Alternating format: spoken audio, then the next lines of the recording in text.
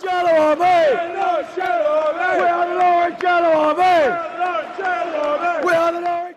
what is going down, guys? Talk Norwich City here, back for week 13 of the TNC podcast. This week, we've got a man who's been very tough to get, a very busy schedule, Mr. Michael Bailey. I think it's bearded Bailey.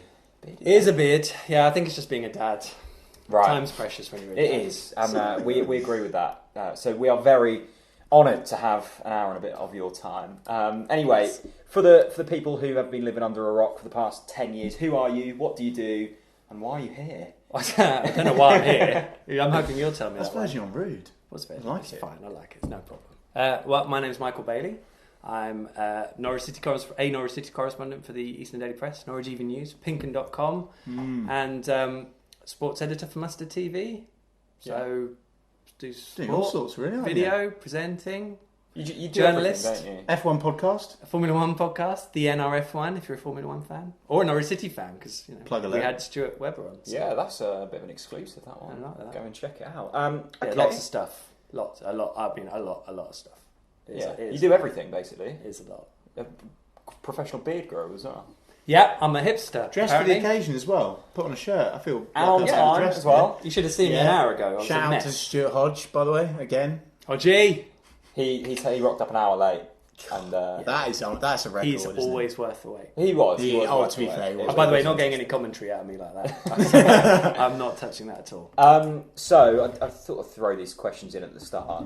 Yes. EDP, Mustard, PinkUn, everything. Yes. Best moment of your job so far since you've been doing it? Wow, what a question. In there from the start. I mean, I'm being greedy, really, because I had a season ticket for 10 years in the Barclay and saw absolute gall in terms of successful football. And since I've been doing the job, promotions galore.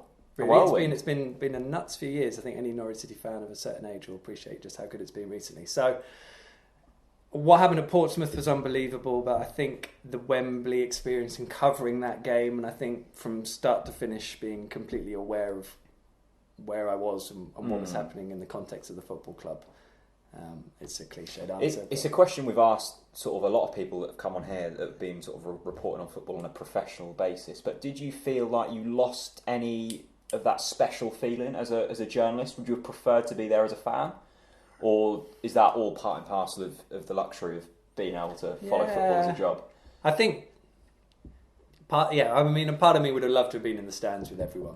But the dynamic changes. When I started doing the job, I'm still a Norwich City fan. I still love the club and hope all good things happen to it professionally, because it does us a great favour when things are going well. Yeah. People think bad news sells. It's when it's going well, that's what does us the trick. That relationship just changes. It's different. I couldn't, if I went and sat in the Barclay now, it would be a bit weird. Well. So to be in the mix zone in the bowels of Wembley, interviewing the guys as they came through, that was you can't top that was special. It was special. So it was it's a different way of dealing with the relationship, but it's still there. And with all good things come bad. Worst ever moment in the job? Any kind of run-ins that you look back and go, "Oh, that wasn't great." I spent 4 months banned from talking to anyone at the football club. Did you? Back in the day. Exclusive.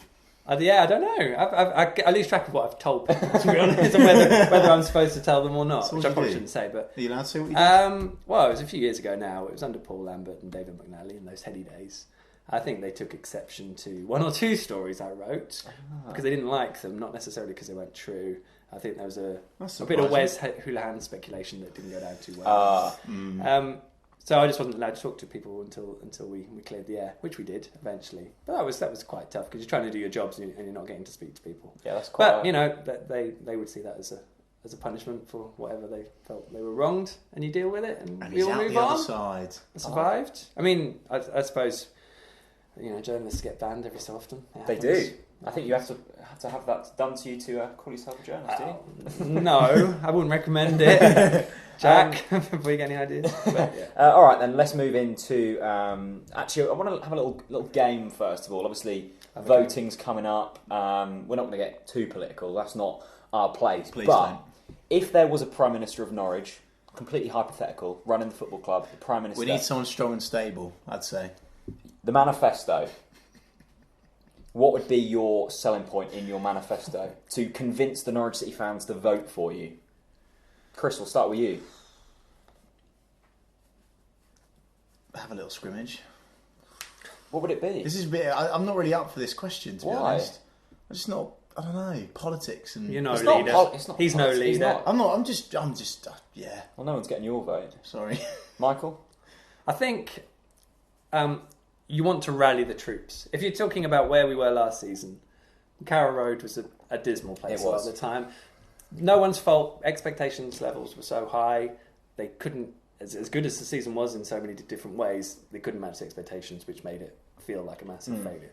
So, come the start of this season, or the next season, you just want to rally people. You want to blow away the cobwebs. And it's easy to do it in the summer. We're in ideal election campaign. This is why all this stuff's going on with Stuart Webber, Daniel Farker. Everyone's really excited because there's no football to test it. It's amazing. All these players come in. It's nice, they're great. Owen Tudor-Jones, he's great. The Welsh international. He'll be awesome when it comes to the summer. We're unbeaten all pre-season. It's great. So in this period, you can do anything you want. There will be natural positivity. It all gets very tough when the season starts. But, just rally everyone, get ready for the new season, enjoy the ride, get behind them. So you're just utter optimism, and you're just filling people with positivity with no real kind of reason to do so. Well, You're just doing that's probably the fan talking to me, because all I'm going to write is objectively in terms of, well, I probably wouldn't do that yet, because you've got to be so careful the baby doesn't go out with the bathwater at this stage of the season. But there's no way of testing it until the real stuff starts. And likewise, the guys making the decisions, certainly in terms of Stuart Webber, has proven he can do it before. Only once, true, but he has proven he can do it before. Yeah. So, I'd probably go for the popularism. Come on, people, let's get mind-blowingly optimistic about the next season, and then we can have a massive down. Or, carry it on as we go into next season. I will be completely objective and criticise it if I feel like it in the summer, though, just so everyone's aware.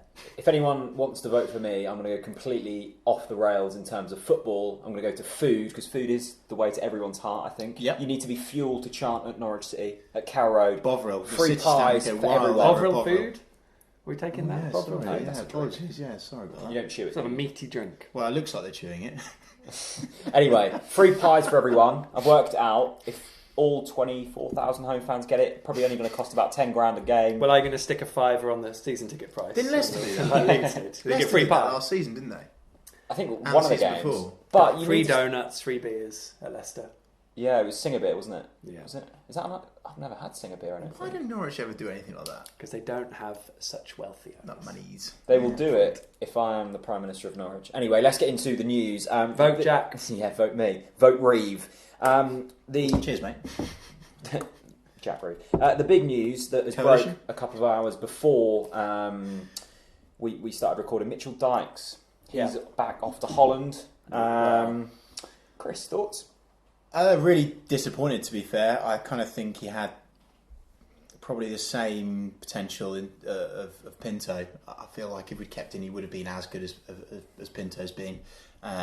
But I think at the end of the day, it's down to money, and at the moment we haven't got the money, it seems, with players stealing a living on our books still. So, fair play. I mean, I am talking about one player in particular, but I'm sure we'll go on to that him later.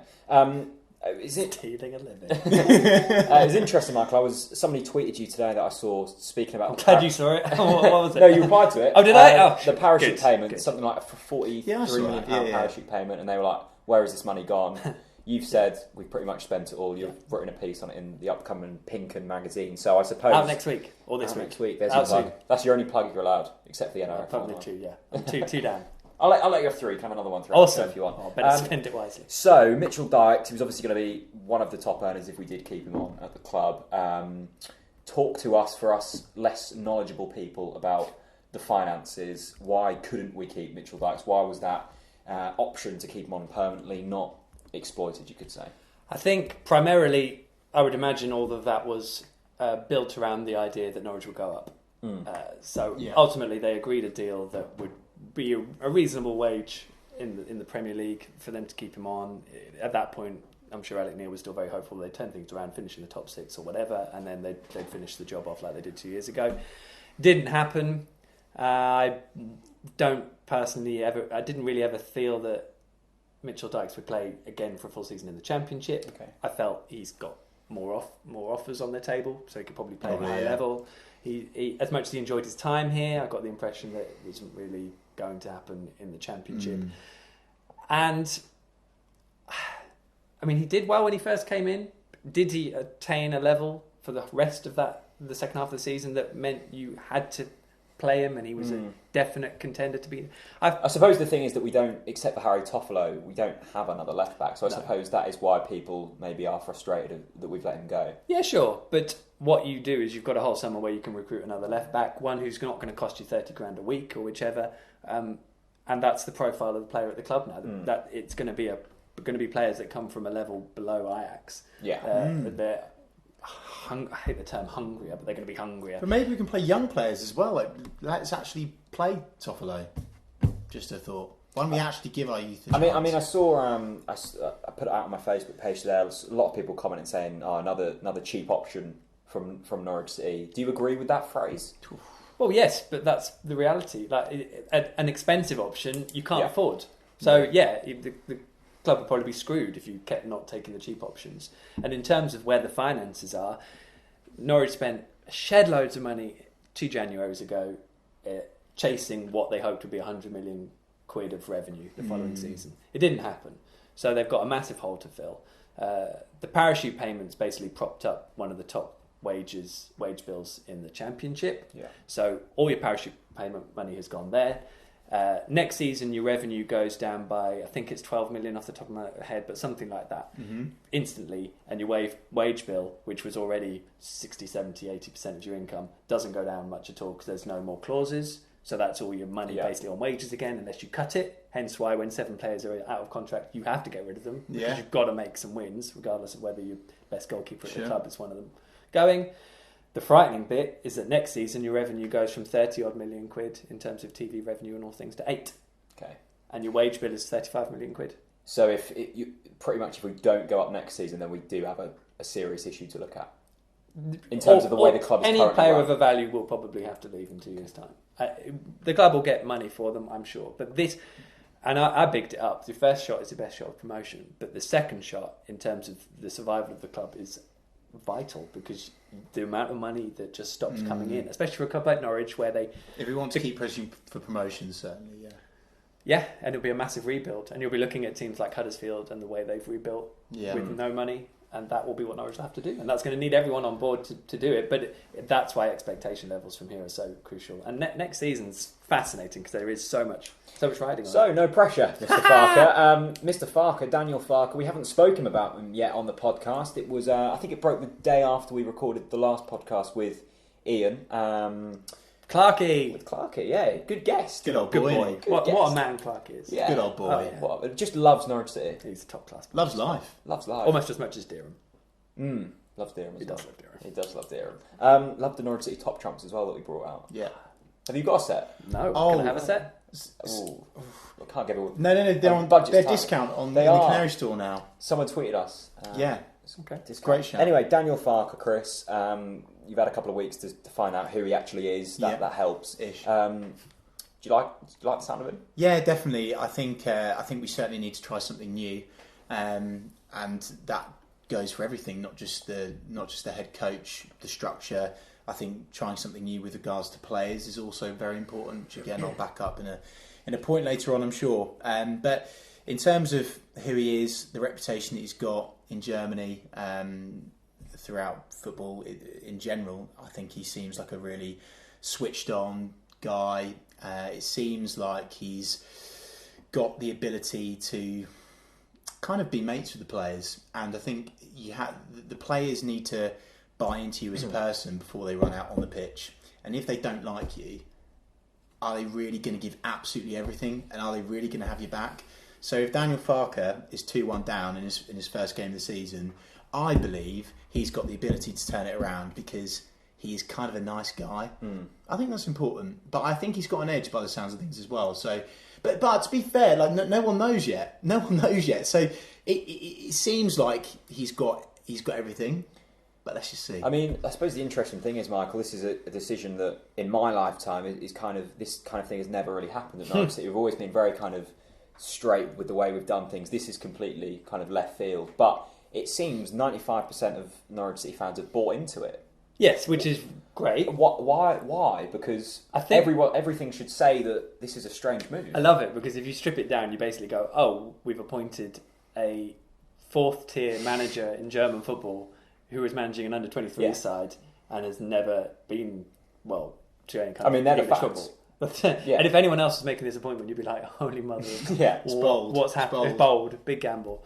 As I said earlier, it's based on Stuart Webber. There's so much faith going into the new sporting director that he knows what he's doing. He's very knowledgeable about what he does. He explains things really well, but you sense he actually does know what he's doing. You know, some people can talk the talk, and whether that's actually played out in logic is hard. I wonder who's done that in recent times. Football's full of them, but it's a big call for Stuart Webber as well because, as I said, he's done it once before, but does the same formula work again? We don't know. We've heard all sorts of things about Daniel Farke as well and how well he's got on. So yeah, you're right. We have no idea. It's a massive gamble, but one that looks like it's been taken on by someone who's educated in what's going on, and he won't feel it's a gamble. He'll feel he's done the research. I mean, since the last podcast, Chris, of course, Huddersfield have been promoted to the Premier League. That kind of the revolution under Webber, and since Webber has left, has been pretty much textbook in terms of the way they've done things.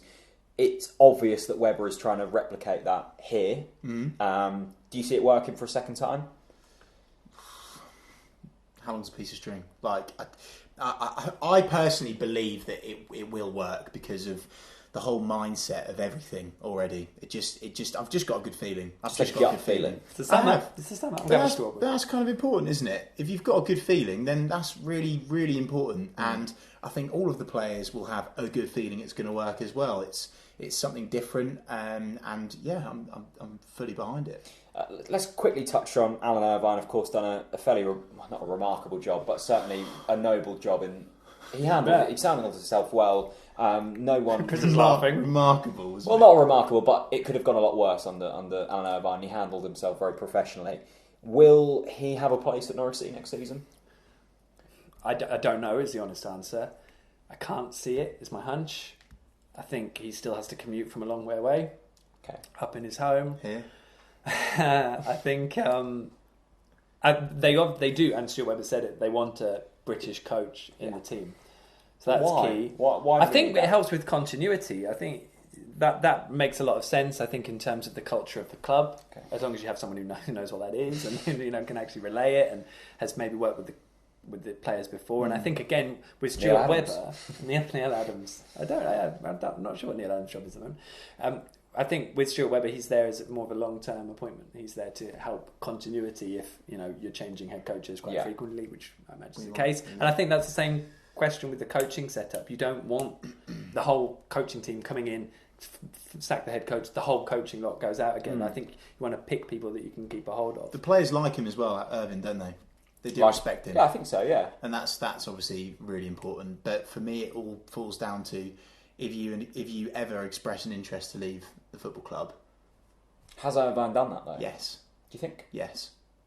Why? What's he said? Well, do you actually want me to go into it? No. But why do you think he wants to leave? Because I haven't had that impression myself.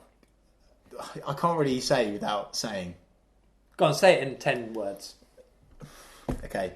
Alan Irvine is currently camped here in this property area and said to the caretaker, this sounds so far-fetched, but the caretaker's a West Brom fan, right? He's got a really good relationship with him. And the caretaker says to him, are you going to be here next season? He was like, I don't think so, no. Well, that would... ITK. There we go. I'm sorry. I don't know. I personally actually genuinely believe it would be good to keep Alan because the players like him. And as Michael's already highlighted, it's important to just not rip the whole soul out of the football club. Let's keep someone in. But will there possibly be a bit of an issue with leadership there, potentially? I suppose Irvine needs to look at it from a professional standpoint as well. Does he still want to be kind of third in command of a championship club? Probably not. I think he enjoyed being manager for the short spell. By the way, he did a brilliant job in terms of the steady hands he provided. Yeah. If anything... In a very, very rocky period. Well, he did, and he proved why on earth they didn't make the change sooner. We'll never get that. But, water under the bridge. So... I agree. That doesn't surprise me that that story has come up because, as I said, I don't think he wants to be third fiddle necessarily now. He certainly doesn't want to be a bit part. He wants to have a proper coaching involvement. Now, I think he could, indeed, and I think he could add a lot. I thought Norwich looked far more organised as they progressed under Alan. But will Daniel Farker and Eddie Rima want his input like that? Charge, they do have Dean Kiley, goalkeeping coach, big in putting set pieces this season, last season. That worked brilliantly. And again, but that's an interesting point, isn't it? Because if the two guys come in and go, well, no, we do set pieces, thanks. Then where's that dynamic? Exactly. So I think there's a lot still to be refined. I'm sure they all have an idea of what it's going to look like, but either way, I think there'll be a British coach in the setup, and I don't think it'll be Alan. Okay, so obviously summer transfers are rife at the moment. We've made one permanent signing, Marley Watkins, as you said in your F1 podcast, Wally Watkins. Wally Watkins. Get your question across. They're not the same person, Jack. No, they're not. He's the F1 driver, isn't he? Yeah, Wally Watkins. But seems on sort of a surface level a decent little move for Norwich. Yeah, I think so. It's free at the end of the day, isn't it? It's free. Anything that's free is good. He's out of contract. I don't know if they've got the same thing, but certainly cheaper than some. Yeah, there was a lot of interest in him. Yeah. Barnsley did phenomenally well last year in terms of the turnover of players. So, and he shone in general. I wouldn't necessarily say he stood out to me in either game where I saw them play. I thought there were other players who maybe caught my eye more for Barnsley in the two games I saw, and I was at Oakwell as well. But yeah, interesting. First question it raises to me is who's going. I know. I was literally going to say that. So that's an interesting one because he does offer something slightly different, but he's not, still not too different. a sort of a forward player. Let's get straight into it then. I guess this is the big talking point at the moment is Stephen Naismith. We've been rattling on about it for ages. Michael, if you don't know, we've got Stephen Naismith's least he hates Stephen Naismith. No. You did. No.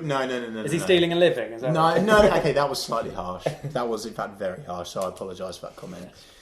I just think for me, you'd play Wes over him, you'd play Maddison over him, and you're talking about high earners at this football club. You're talking about the risk involved if we don't get promoted this season.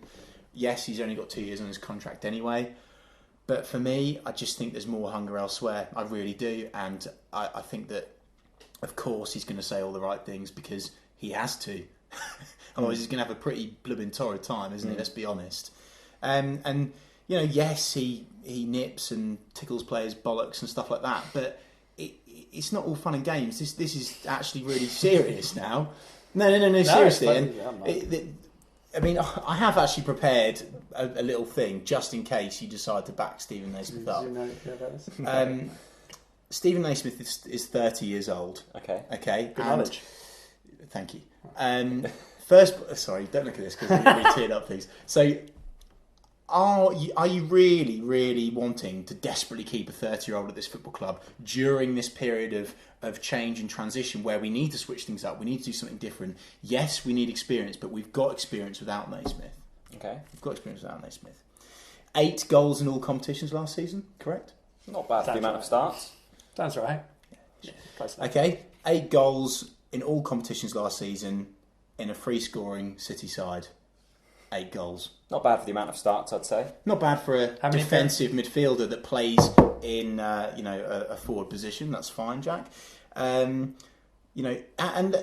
credit to Stephen. When he came in, he did score 1 goal in 15 appearances in the Premier League, and we won't ever forget how well that Liverpool game turned out. Of course, we all know we don't know the exact wages, but he is on high wages. Yeah. Are we in agreement? He's on high wages. And for me, it's exactly what is wrong with the previous structure of the football club with regards to recruitment. It was a reactive signing rather than a proactive signing.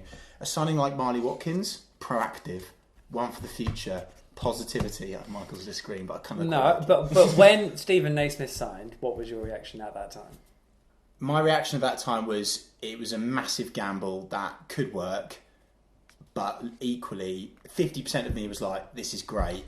50% of me was like, this is really risky. I suppose, what if it goes wrong? Thinking back, I can remember that sort of time very vividly. And we'd been chasing Naismith for a little while, hadn't we? And when we finally got it over the line, it's like, okay, we actually mean business now. And he scored, was it the season that he'd scored a hat-trick against Chelsea for Everton? And he'd been scoring goals. That's why we signed him. and started so well, and then kind of faded out, and it's evident that he maybe isn't the player we thought he was. I suppose the reason this is all kind of resurfaced is I think he'd done some press with the Scottish media ahead of the Scotland-England game, and he basically said that he's willing to fight for his place. He likes what he sees under Daniel Farke. He got on really well with Roberto Martinez, kind of that European style of coaching. Do you see a future with Stephen Naismith at Norwich City?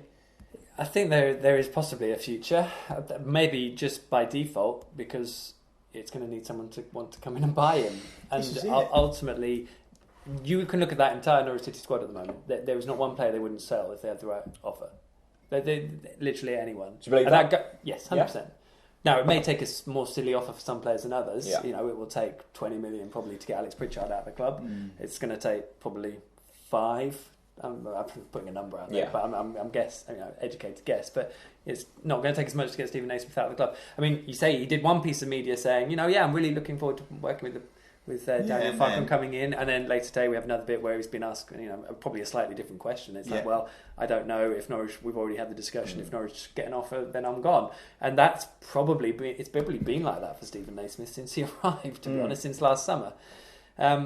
So everything's going to be about getting the value out of every pound you spend for Norwich City next year. So with a player on so much, it's hard. I do love what he brings leadership wise. I thought Norwich, when he was in a fit and had a run of games, I thought you could tell the difference. To the point where he was playing games, he was thoroughly involved, he was still being arsey with players, but actually it was getting the best out of them. Yeah. Whereas maybe when he was bit part player or had only just come, they were just getting on their nerves. Yeah. So I think we saw more of that. But can anyone else do that for less money? Is that the sole reason why you want Stephen Naismith? Are you keeping him purely for a leadership role? Because you are, then I think that's a very expensive leadership role. Because really, does he chip in with enough assists in an attacking role? Probably not. Does he score enough goals in an attacking role? Probably not. And honestly, I've seen Norwich for a long time now. I say a long time, probably not as long as you. But relative. I've been down to League One. I've done Worthy. I've done it all. I've done the whole. You've completed it. I've done the spectrum. Right. And honestly, the amount of times I've stuck up for experienced players, and last season has proved exactly why we shouldn't keep Stephen Naismith. And there'll be a lot of people that are watching this that agree. There'll be a lot of people that disagree. But honestly, you'd play Wes over him. And this whole kind of away from home, you'd definitely play Stephen Naismith. Why? We've got to bring the game to teams now, and I think under Daniel Farke we will want to bring the game to teams. So there's no need to have an attacking midfielder who's defensively minded. That's complete crap. Okay. I'm so bored, and Butler goes on about, and Butler agrees with me because it's complete crap. Why? That is not important. And actually, if you want a defensive midfielder, we've got Graham Dorrans, and who might also be leaving. Okay.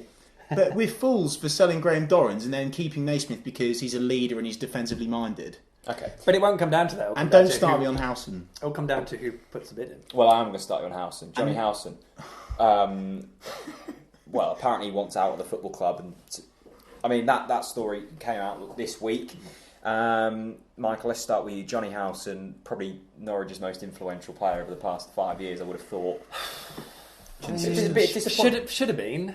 I love Johnny, but I don't really think we saw the best of him towards the end of last season. Did we see the best of anyone towards the end of last season? Yeah, Alex Pritchard. Yeah, I think. I think Johnny's. I love Johnny to bits, and the quality he's got. He's probably as talented as any player in that squad at the moment, but sometimes he just doesn't grab the game as much as you want him to. And he is approaching his peak. I mean, it's an interesting one. I think he does. I think if someone allowed him to go back home, or certainly further north, then that would happen. But likewise, he's got 2 years on his contract. If the right move doesn't come up, he's definitely not going to cause a problem. Yeah, and he'd probably be all right here for now. So exactly, the whole wanting out is probably the sternest line in terms of the situation, as I see it. But I can see it that you want a young. We probably had the best years of Johnny Howson. Yeah, that's the reality. I'd agree with that. Did he actually say he wants out? No, but I think he's got a young family and he wants to move them up north and stuff. And to be honest, I completely understand it, and I agree with Michael in terms of we've probably seen the best. If we were to go up, I don't think he's a Premier League midfielder anymore. So I suppose looking long term, would he bring much value? I mean, that's harsh, mate. I really do. Do you? Yeah, I do think that's harsh. He's been relegated with us twice. And honestly, and my moan of the week, which we might go on to, is that what has really frustrated me this week is as soon as these guys publish an article saying Johnny Howson wants out, next thing you know, the whole of Twitter's like, nah, we've had the best of Johnny Howson, he's rubbish, he's this, he's that, he's too old, he's on too high wages. But literally 3 weeks before, everyone was like, oh, Johnny Howson, fantastic. Should have got player of the season. He was our only consistent player. He really epitomises what a Norwich City player should be like. And that for me is so, so frustrating. And during a period of change, why would you cast someone aside or let them move on? Why would you let someone move on that's been that consistent for your football club? Yes, last season he didn't have a showstopper season, but he was still our second best player according to the fans. And now all of a sudden everyone's like, nah, we don't need a house anymore. Nah. Yeah, I think that all comes with the transition everyone is expecting. That they're adjusting their expectations to that when something pops along. And for all the general consensus of opinion, there are still people who go, well, you can't let him go. That's ridiculous. Yeah. And it's the same with Graham Dorrans. So yes. I think it depends. Like I said, it does genuinely depend on what the offers are that are going to come in for whichever player. And then it's hard because you're going to bring players in. They're going to be considered the cheap option. They're going to be considered from lower levels. Yeah. Yeah. And each one of those is going to be a gamble in terms of whether they can step up. So you have to put full faith in the people who are scouting these guys that they know that they can step up, or certainly 2 out of 3 can step up. And we've been in setups where that's happened before, but just not for a few years. And it's just a sad indictment, really, that Norwich have been in the position they've been in the last 3 years and just haven't taken advantage of that in the same way that they were when they were on the rise initially. I suppose it all plays into the interesting narrative of the transition, doesn't it? And are we going to have players like Johnny Howson here next season? I guess only time will tell. You've already come with your moan of the week, Chris.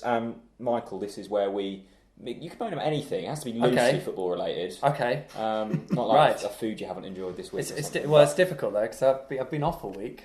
Yeah. So what shall I moan about? Have you got one?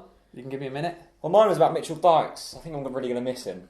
Really going to miss him? Yeah, I am. He was a big bully, wasn't he? He was great. That would have been fun. That is the reason you miss him. I've never seen a player with such physical dominance from left back. Like, he was so strong, and he didn't really look strong. He was built well, but he could run. He could literally run through a wall. That man. Yes. And I'm going to miss that because I don't think we're going to be able to replace that left back position to the extent that that we had under Mitchell Dykes. Well, you never know who we're going to find in Germany, Jack. Well, no, we don't. We might find another buffer. I'm just going to miss Mitchell Dykes. It's okay. Is that okay? We might find another buffer. We might do. Come on, Michael. I don't know. You're from Norfolk. You must have something to moan about. Yeah, but I'm sunny disposition, me. I don't get too down. I don't know if it's a moan. It's weird. I feel for Ryan Bennett probably a little bit because he's signed for Wolves, probably under Paul Lambert's say-so. He's signed a 3-year contract at a new club. Paul Lambert's binned off. Presumably the recruitment guys have brought him in. So Ryan's like, all of a sudden, new head coach gets brought in from Portugal. Is he going to look at Ryan Bennett and go, well, tell you what, that is a fantastic shout. So I don't know what I'm moaning at, but I almost feel excited for Ryan Bennett because I think he's lucky to get a championship club to the size of Wolves. I don't think he's good enough. And I think he's lucky to have secured a 3-year deal at a club like Wolves. That's my take on it. I don't really know who I'm moaning at, but that whole situation. Wolves. We can move. Wait. We only moan at Wolves and Ipswich. Come on, something you're excited about. Surely we should. Are we allowed to talk about Ipswich? I had it on here, but I just don't feel like they're relevant enough to talk about. Cool. Something you're excited about, Chris? Pritchard. Now it's been brought up. Love Alex Pritchard. Can't wait to see him tear up the Championship next season for Norwich City. That will be good. I'm very, very excited to see Daniel Farke utilise youth players more than any Norwich player ever has done. Norwich manager, sorry. Will you give them the patience? It's not about that. It's just the fact that he is going to have to use young players because of the budget and because of the players leaving. Maddison, I honestly just literally love Maddison. And the opportunity that he brings, and he actually kind of represents something now. Seriously, Maddison represents everything that Norwich City should be looking for now. And honestly, I know I'm hyped up about him, and I know that's a slight over-exaggeration, but genuinely, I like to see those youth players playing. And Jacob and Josh are still here. Do they really need Stephen Naismith going, oh, go on, Jacob, you can do it? I think that's actually really bloody patronising. I think it's really patronising. I think Jacob and Josh are ready to smash it even better than last season. I really do. So, yeah, hype of the week, mega excited for youth players. I thought there was a great line from Alan Irvine who, on Maddison, said he wasn't playing him for the time being because he felt that the first team wouldn't actually be able to look after a young player in the squad. I thought that was brilliant for a man who knows all about youth development. I thought that nailed it. So I don't think it's patronising. I think they genuinely need them around to bark at them and just to, because they're out there on their own but in a team game, and you just get bollocked basically by all of them for 90 minutes if you lost your way, which I think we saw at times from either the Murphys. But I just think it's time we just had more faith in them, and I mean, absolutely. Fans booing them last season was one of my moans of the week, and I just think at the moment people saying we need to keep Stephen Naismith because he'll look after Jacob and Josh is just ridiculous. And we've got head coaches for that, by the way. Indeed. And they've got people that look after mental psycho for that as well. Just a quick one though, Chris. Are you sort of prepared should James Maddison be loaned out for the season? No, I don't think he is. I will be absolutely distraught. I absolutely wouldn't distraught. Jump into the bath naked in its entirety. I'm naked, all right. I'm fully in. I've got my Lush bath bombs and everything. I'll see you in August. To be fair, if he's going to... No, don't even say it because you won't take it well if he says I won't. What a great podcast that'll be. I'll be genuinely distraught. I tell you what, I won't be the only Norwich fan that'll be distraught if we send Maddison on loan. I don't think you will go. I really won't. It's purely because you've got Pritchard and you'd still have Wes. I don't think you can have all three in the squad. Surely Maddison on the bench though, and for cup games and things like that. Surely. But is he really? What's the point of having him around for the old cup game? He needs to be out playing all season, doesn't he? But who's to say we're not going to have a long cup run? Me. 2 cup runs. Do you think... and history. Come on. I suppose the argument there is do you think Wes has got 40 games in him? Do you think he can cope with that demand? Because he couldn't last season to the last stages. Not in terms of starting, but I think you'll see Pritchard playing. Pritchard, He'll be the first name on the team sheet. So then it's about injuries. Obviously, if Pritchard gets an injury, but I think Wes will start some games. Don't get me wrong, and the two can play together. I think we've seen that. Yeah, definitely. But I think you build that team around Pritchard next year, as far as I'm concerned. I think you're excited about. Well, this has been a long time. It's the Isn't first it? time anyone's ever said that. Is that right? Yeah. All right. We'll pretend it was was exciting, and the strawberry was lovely as well. From Scrappy, freshly picked yesterday. Beautiful. Yeah, nice. What else am I excited about? I did think of one a minute ago, and now I've forgotten what it was. But not international football. I genuinely have forgotten what it was. I was too excited about coming on here. The strawberries. The strawberries were very good. Yep. And I guess this is probably it. The prospect, now we know who the head coach is, of Norwich being a high energy, breaking team with pace up top. I genuinely... been crying out for Norwich to sign someone like Naki Wells. That's how we were supposed to... Nicky Wells. That doesn't sound right. They changed it. He said it's Nicky. Really? Yeah, and we spent all season pronouncing it Naki. Trust me, Alec Neil. Of course.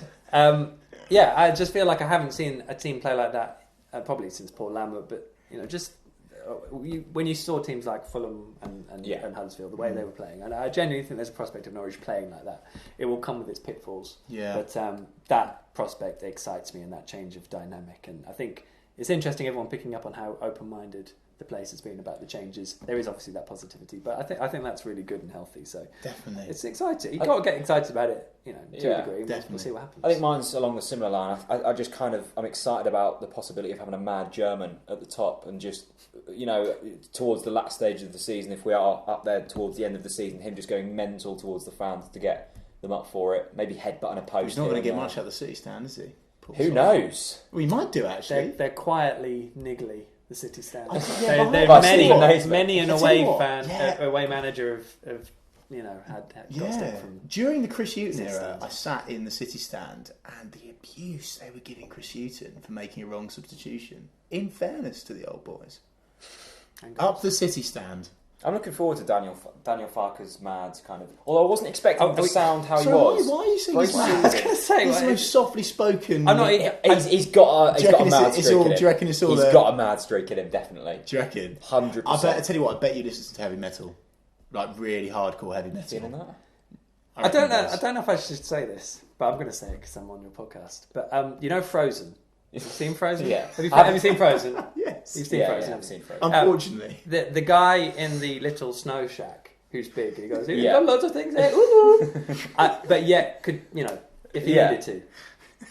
That's it. That's what I'm saying. And Edmund Doesn't Reamer he? said in his interview, Having not really known who he has said that he's kind of the enforcer, you could say, Daniel Farke, and then Reamer kind of I like that. sits back a bit and kind of just. Yeah, he's like kicking that. people out of training. I like the fact he could be like your best mate one day, and then you go into his office Your next worst day, enemy. and he's literally got you up against the wall. Like, I like that prospect. I like that as well. So, on to your guys' questions then. We went to you guys on Twitter and Snapchat to ask for your questions towards Michael. And Michael, I think you have taken the record for the most amount of questions ever thrown in. Oh, is that You've right? taken the podium off Chris Gorham. Is that right? Congratulations. I think that's very nice, but yeah. Put that on the CV or something? Or? I don't think I'm second to Chris Gore. First, Put it in Chris his Twitter Gore or bio. anything. Love Yeah. Chris. Yeah. What a guy he is. I'm sure he loves you as well. I can't speak for Chris. Anyway, like all the journalists, just like there's like this big loving. Is there a Oh no, there's group? loads. I hate. No, there's not. No, There's not. WhatsApp group. No. We were trying to go for an end of season curry. But I was off last week, and to be honest, they might have done it without me because they were going to do it around the Champions League final. So either they've done it without me, and I wasn't invited, or we didn't happen. What's your go-to curry choice? I like Weird. a tikka. It has to be like a lamb tikka, Bruno, Rogan Josh, something like that. Yeah, but then I that's like solid. going to some of the chef specials and things. Nice, just mixing it up. There's some lovely. We do a tour of the curry houses with my dads to be expectancy group. It's all very exciting. I'm such a man. Like an old man. I love that. Yeah. Do you get naan bread, any sides? Oh yeah, I think mushroom rice, peshwari naan. Okay. That's, and then what you want to do. with Garlic your naan. Yeah, I'm a garlic naan. All about the garlic naan. Yeah, I like A that. couple of poppadoms, obviously. Mango chutney? Bhaji, sagaloo if you need your spinach. You know what? Sagfish is the most dangerous dish. Sagfish, order it next time.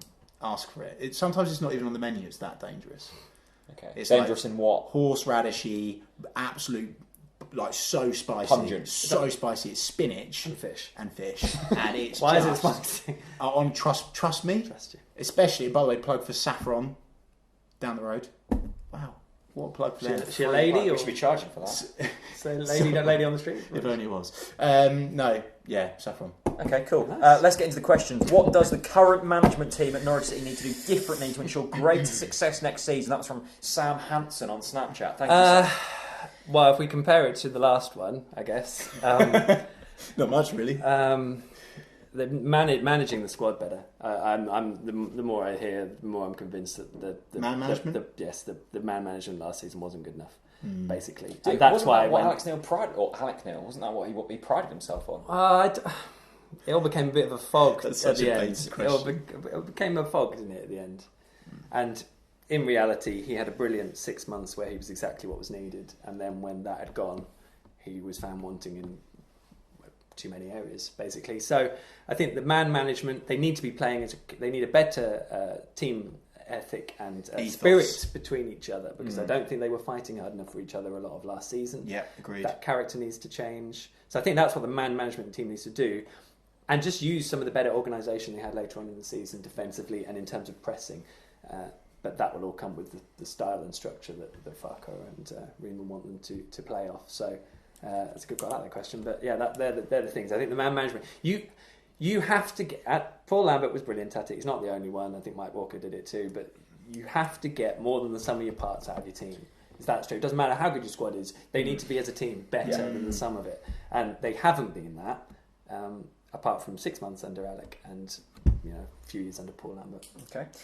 Next question. What players would you like to sign this summer? We get one of these every week, and I'm still not too sure of the specific players, but we're going to ask Michael because he might know. What players would you like to sign this summer, and what positions are the main priority? Yeah, I'm going to be honest here because I've been off for a week, and I know Paddy, did he write a good bit about 5 German? So I mean, I do think we'll have some young German players coming in. I do That's think cool. we might. I think again, if you look at what Huddersfield did last season, I know it's cliche, but if you look at that, Stuart Webber was behind a lot of that. I don't think he'll go far wrong. I think you'll see some Liverpool youngsters coming in, and it'll be tied in with various agents and things like that. But yes, I think you'll see that sort of recruitment. Basically, they need a goalkeeper, definitely, because they haven't got a good enough goalkeeper on the books at the moment, as far as I'm concerned, to be their number one all season. Not Deck? I don't think so. He would be the one I would put in if they don't make a signing. He needs to start the season, because we haven't seen him at Championship level. Yeah, as far as I can recall, properly for Norwich anyway. We saw him in the Premier League and bits and pieces, and he's played in League One for Preston and did very well. Likewise, if they did bring a goalkeeper in, I imagine that Deck is one that would have the attention to maybe be sold. Yeah.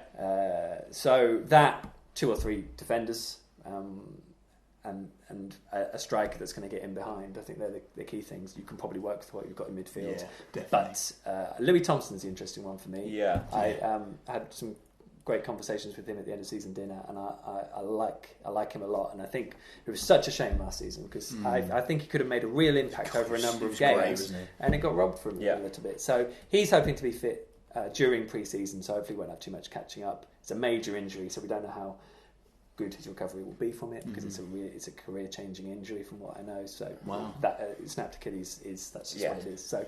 But yeah, fingers crossed. I think Louis hopefully, that question links quite nicely into the next one. Is do you think Farke will integrate youngsters from the start, or will he bring in Premier League loan players like Wagner at Huddersfield?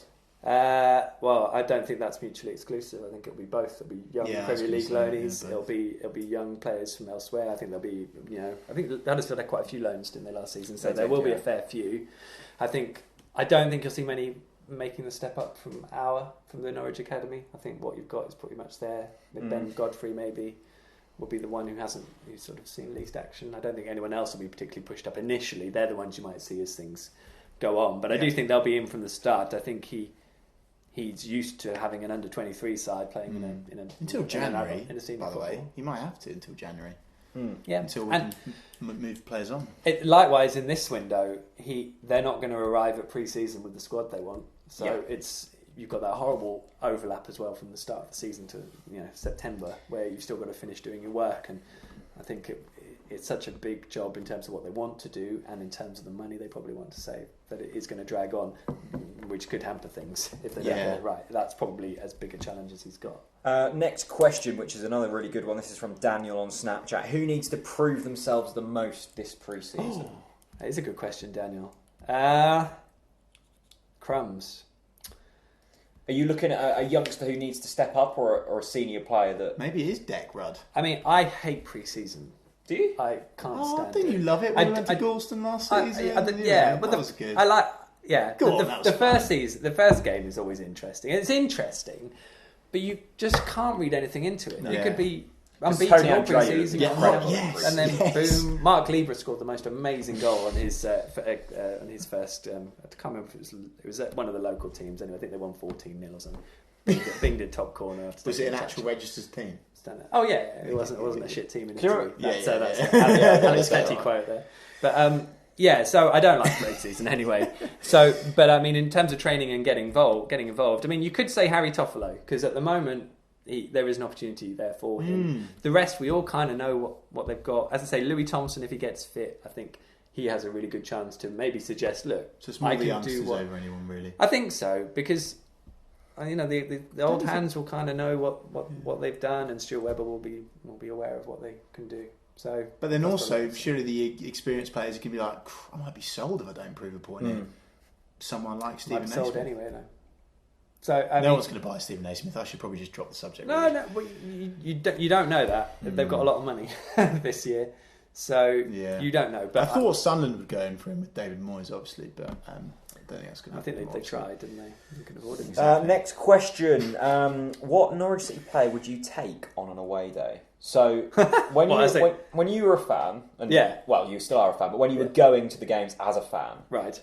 What was your away day rituals? Were you to the pub man, have a couple of pints? Will you get there early, get the programme? I'd always like to get there early, and I still kind of do now. I'm not the biggest of drinkers, so I'm normally driving. So the reality is you wouldn't really be... And you can't drink while you're watching the game. I'd rather be in the ground. I think I'm trying to... It was a while ago now, I'm trying to remember. But it would be the farm stop, A17, obviously. Would you get the coach? The farm stop. Originally, until I could drive. As soon as I could drive, I'd drive. Love that. Yeah. I did the playoff final to Cardiff in a day, so that was like a 4 a.m. start and a 4 a.m. finish. Wow. That was hardcore and miserable. Yeah. But I did have a few drinks that day.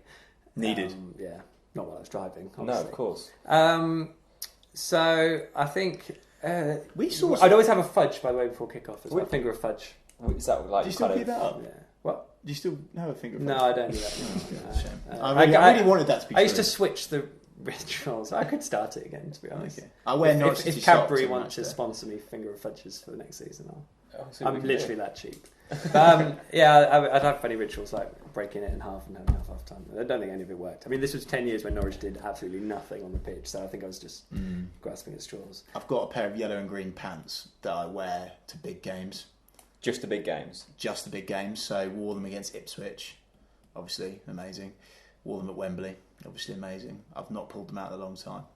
Since Ipswich? Since Wembley. Okay. So who would you take? We still haven't got the Yeah. selection. I've just got to come in here. Jed Steer Yeah. was at Burton. In the stand What a with game. us. Was he really? Yeah, he was, yeah. And then we had a Jed Steer give us a song, and he did start He on did. the Ball City. So fair play. That's Fair good work. play. Jed Steer still holds, I think, one of the best goalkeeping performances I've seen in a Norwich City shirt. At West Brom. West Brom, saving him with his head, everything. Incredible. He was. It was unbelievable. He was. Yeah. We still haven't answered the Sorry, question. sorry, No. you take with you. Which player would I take with me? Oh god, that's Current a tough player one. as well. I don't know. I mean, I don't really. You have a funny relationship with the players when you're interviewing them a lot of the time. But probably Alex Pritchard. Yeah, seems I like think he love has a Pritchard, don't cracking you? You sense love of humour. Pritchard. I do I love how I much like you know him talking as to him well. because arguably he's pretty hard to interview. got a good And if I was character, just don't you writing think? for the paper, it would be hard. But video wise, Yeah. And yeah, I like him. He's got Yeah. something about him. I think he's Norwich are lucky to have him. If I'm honest, Agreed. At the moment, Totally to agreed. be honest. Chris, who do you take? Have you got yours? Because I'm not ready. Um, I'm thinking. yeah, I think I know who I'm going to Who are take. you going for? Graham Dorrans. Orchestrates things well. I think he planned the day very well. I think he's Scottish, so he's definitely going to be able to have a drink. He might be a bit miserable. He's vocal. He's vocal. Oh, yeah, He'd lead the chance. Yeah. But is that kind of... I don't know if he'd lead the chance. I think he would. I think... You think he'd be up for it? I just like Graham Dorrans. Okay. I think I'm going to go with Tete, just because I reckon he just joked the whole time. He basically just loves life, and when you're on an away day and you've lost, whatever it was, 2-1 against Burton, you need someone to say, "Come on, Revo, it's going to be all right." And I think Tete would do that. Yeah, like a nice little whisper in the air. That was a good question. That was a good question. Okay, this is slightly more serious. Who's going to be our first choice goalkeeper next season? You already touched on it. Yeah. You think it's going to be someone? Just probably. I think gonna someone be will brought come in. Do you? So okay then. So let's change the question slightly. Who's going to be let go? In terms of the current goalkeeper, I think Deck is the one that they'll get an offer for. do you feel a bit sorry for Declan Rudd, considering how long he's been there and how little do. the chance he's had? Yeah, I think it's tough because I think Deck would desperately love to make it what is his hometown club. I think that's what he would really want. He still could. Exactly. I mean, I'm only hypothesising. Yeah. I just think that he's a victim of his own success. He's done quite well when he has gone out on loan. Yeah. And I think Preston still hold him in high regard too. So in an instance where you are looking at who's more likely to get offers to come in for Norwich to make a decision on, I think he's one of them. I think if they had two offers on the table... No, I wouldn't have thought so. No. And I think if you had a choice, but if you had two offers on the table, one for McGovern and one for Deck, I think they'd sell Michael. Okay. But Yeah, definitely. that might not be that situation. I'm going to say something a bit potentially unorthodox. I would like to keep Deck as number one because I think he deserves another chance. I really do. He got a string of games in the Premier League, which is like Man City, Chelsea, Arsenal, and we just got smashed every game because the defence was useless. It's the fact that he really loves Norwich City that I love about him, and we need players like that. And I think the crowd would really get behind him. I don't think he's out of his depth in the Championship. And actually, what I'd do is I'd bring a lone goalkeeper underneath Deck. That's what I'd do. Who'd be your lone goalkeeper? I'd love to bring Angus Gunn back. If he comes in, he won't be coming in as a number two. What, Angus? Yeah. Okay. Is he good enough to be number one? I think I'd certainly attempt to bring Angus in, and again, I think for the cup games certainly. I know that's not fantastic for his development, but actually, I think he'd obviously play the under-21 games. He'd play the cup games. I really would. To be honest with you, with just to be completely transparent, Angus is from Norwich, and I'm absolutely gutted that he was sold purely on the basis that David fell out with Brian, David McNally, Brian Gunn, and that really frustrates me to this day. And I think Angus has got a huge future ahead of him. Well, at least I hope he has a huge future ahead of him. And what would be better than for Angus to break in his massive career at his hometown football club? I think it's a fascinating thing, really, because it's much like the Daniel Farke appointment. If you strip it down, it'd be a 21-year-old goalkeeper who hasn't played any first-team football. And as I said, I'm pretty sure if he came in, he would be your first choice. But even better for me. If he was number one, that'd be epic. And it would be. This is what they're trying to do. Hey, this won't happen. I'm definitely not saying it won't happen. I think Angus could step up. I think he's held very highly at Manchester City. He's saving shots from Sergio Aguero in training. Well, is he? Yes, he sure? is. I don't know what his record is. The odd, 1 in 8. But it's not the point. Do you know what I mean? No. Seriously, we need to sign players that love Norwich City and want to be at Norwich City. Deck's one of those. Angus is one of those. They need to be good enough to. Yes, but one of the things that we said last season was actually it's kind of more important at the current stage of where we're at that it's actually on the other side of talent. It's more hard work and wanting it over natural talent, because we've had natural talent. We've had players like Stephen Naismith that we've signed for big money on big wages, and have they delivered enough? But it can't be either or. You can't go from one to the other. You can't go from a manager who's really experienced to someone who's never done it before. You just have to have the right person. If you're bringing in players, they have to be at the level to do it. You can't just go running around. Like I just look at the Lambert era. And I look at the players that we signed, and I bring it up every time. Mark Tierney. On paper, you think they only loved Norwich when they came here. They didn't have any connection to the club beforehand. Yeah, but the point is that they really grew into it, and they ended up just bleeding green and yellow. But was the talent 10 out of 10, or even 9 out of 10, or even 8 out of 10? I'd say probably 6 or 7 out of 10. The thing about Paul Lambert is those players. I mean, he got the best out of them. They loved being here. They soon got switched out. The turnover in players was huge in those 3 years. It was always 7 or 8 players every season. Yeah. So okay. Yeah. This is a bit of a strange situation, because all of these questions, what we're talking about, it's kind of all up in the air, isn't it? Yeah, really. It's obviously. Right, let's finish on a question that we don't have to argue about too much. You're on My Celebrity Get Me Out of Here. Which current Norwich player... Is that what this is? You've got the yeah. Well, have you found any sort of worms? I'm going to have another strawberry while you answer this question. Which current Norwich player would you take on the toughest Bush Tucker trial?